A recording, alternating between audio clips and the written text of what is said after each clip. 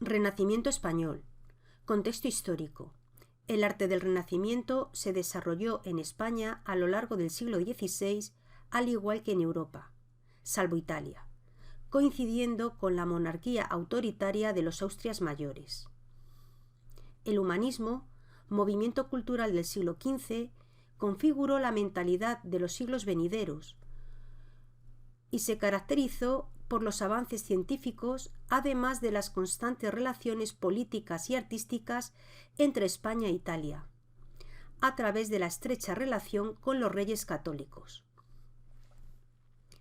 Este nuevo estilo consiguió entrar a pesar del arraigo religioso y la resistencia del arte gótico a desaparecer. La introducción y el impulso del nuevo lenguaje artístico llegó con la ayuda de ciertas familias nobles, como fueron los Mendoza o los Fonseca, y de la Iglesia, que se convirtieron en los grandes mecenas, además de la realeza. La arquitectura civil tuvo tanta importancia como la religiosa. Arquitectura. El Renacimiento español se divide en tres estilos: el plateresco, el purismo y el herreriano. Comenzamos por el plateresco, que abarcó el primer tercio del siglo XVI y coincidió con el reinado de Carlos I. Este estilo se denomina así porque el trabajo realizado en piedra es similar a las labores acometidas por orfebres y plateros. Esta ornamentación, a pesar de ser renacentista, decora edificios construidos en época gótica o nuevos que todavía mantienen estructuras góticas. En las siguientes fotos vamos a ver detalles característicos de esta decoración de diferentes construcciones, aunque la mayoría de ellos pertenecen a la Universidad de Salamanca. La minuciosa ornamentación ocupa toda la fachada, dentro del concepto horror vacui. Tanto la talla como la exuberancia aumenta según subimos la vista. Destacan medallones con personajes históricos, como en este caso los reyes católicos, ovas, la famosa calavera con la rana, animales fantásticos o mitológicos, flores, vegetales o frutos entrelazados entre ellos. Candelieri, tipo de decoración caprichosa con una característica composición donde a partir de un eje central, en este caso es un mascarón, el relieve tapiza los elementos estructurales simétricamente a un lado y a otro de ese eje. Escudos, con elementos heráldicos, el central con las armas de Carlos I, rodeado del collar del toisón, a la izquierda el águila imperial bicéfala y a la derecha el águila de San Juan. Una calavera de la que salen dos serpientes que se relacionan con el pecado, una balanza perfectamente equilibrada que simbolizaría la justicia, la figura de Hércules y la de Venus, un bucráneo flanqueado por guirnaldas, el trabajo de la piel del cordero o veneras con diferentes tipos de personajes, en este caso Medea. Otros detalles son los grutescos, motivos de origen romano que unen elementos humanos, fantásticos y vegetales enlazados y combinados entre sí, de forma simétrica, y que serían símbolos de los vicios de los estudiantes. Remata la fachada con una crestería decorada con pináculos, y otro tipo de decoración serían los candelabros. Artesonado de tipo milanés y escenas religiosas como la crucifixión, detalles que pertenecen a la iglesia de San Esteban en Salamanca. Finalmente vemos en el Ayuntamiento de Sevilla la cabeza de Gorgona y dos tipos de frisos superpuestos, la flor refiriéndose a flores pequeñas, claras y separadas, y la perla, ornamento de forma esférica dispuesto en serie. Dentro de la tipología tenemos los palacios. Lorenzo Vázquez de Segovia realizó el Palacio de Cogolludo en Guadalajara, de estructura gótica con decoración minuciosa alrededor de la puerta y ventanas de la fachada principal. Vemos escudo y motivos renacientes, y con un sillar de menor tamaño almohadillado. el patio del Palacio de Antonio de Mendoza, que constituye uno de los mejores ejemplos de la primera arquitectura renacentista de Castilla. Hay una búsqueda deliberada de la proporción y el equilibrio. Los capiteles, de uso tectónico y artístico, proponen un modelo que se extenderá más adelante a otras edificaciones, conocido como capitel Zapata, llamado también capitel alcarreño. Una segunda tipología serán las casas. En Salamanca, Juan de Álava realizó la Casa de las Conchas, en torno a un patio con fusión de elementos medievales, mudéjares y renacentistas. En la planta baja destacan los arcos mixtilíneos tan propios de Salamanca. En la parte superior, los arcos mixtilíneos se apoyan sobre columnas de mármol blanco con capiteles laureados. Los antepechos de los balcones aparecen decorados con diferentes motivos de panales y cestería de influencia mudéjar.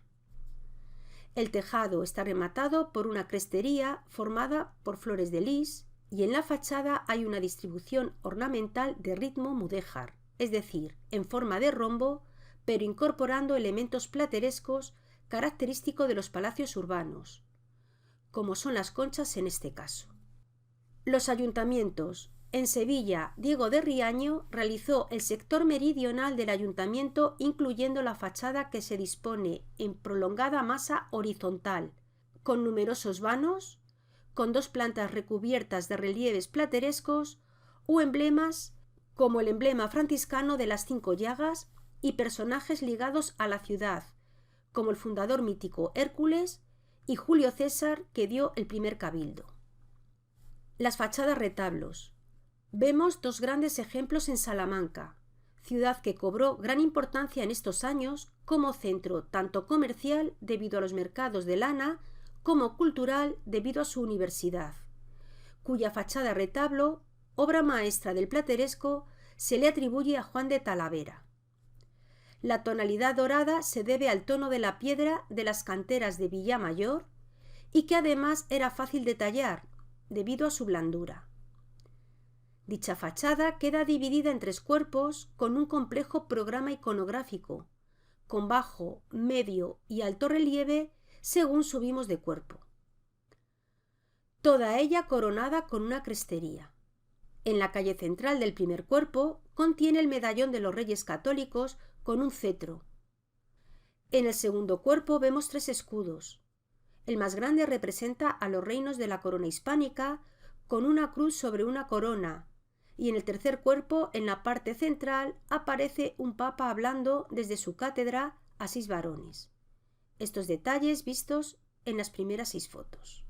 Juan de Álava construyó la fachada retablo del convento de San Esteban realizada en piedra. 2 salientes contrafuertes en los extremos, unidos por un arco, constituyen el guardapolvo que protege las labores escultóricas. Propio de su estilo fue el empleo de arcos superpuestos. El llamado estilo Cisneros quedó configurado con la combinación de adornos renacientes e influencia mudéjar. El representante más importante fue Pedro Gumiel, arquitecto oficial del cardenal Cisneros, y fue el tipo de cubierta que empleó, el artesonado, lo que hizo destacar a este arquitecto. En sus obras abundan las yeserías en los techos.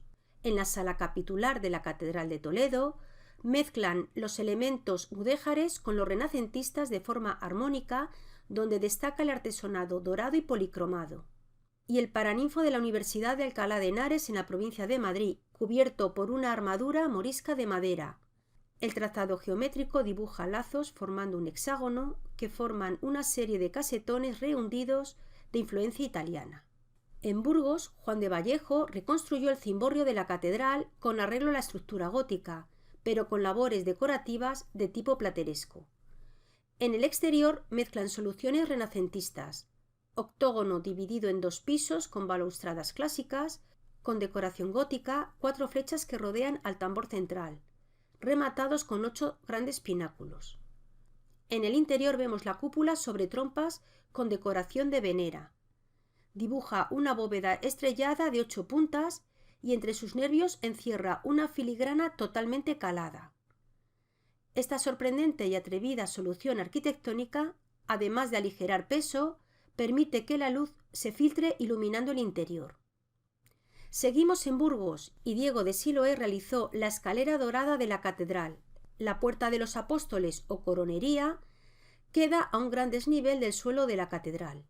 Siloé construyó una escalera de 2 tiros que vuelven en zigzag cada uno de ellos, con lo cual dispone de una gran fachada decorada con hermosos grutescos. La balaustrada metálica la realizó el maestro francés Hilario. Esta escalera se vincula a la escalera de la Biblioteca Laurenciana realizada por Miguel Ángel.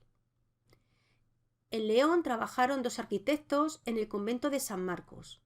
Juan de Orozco diseñó la fachada del convento de un solo lienzo con 2 cuerpos, rematada con una crestería calada.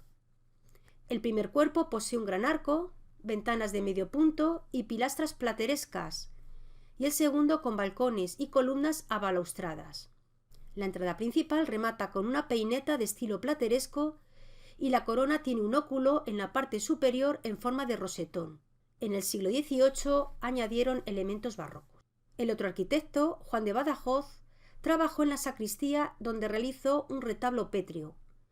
En el detalle vemos el cuerpo bajo con arco de medio punto sobre pilastras y también trabajó en el claustro procesional que se desarrolla adosado al lado del Evangelio de la iglesia. Es de planta cuadrada con 2 crujías, una en el lado sur y otra en el lado oriental.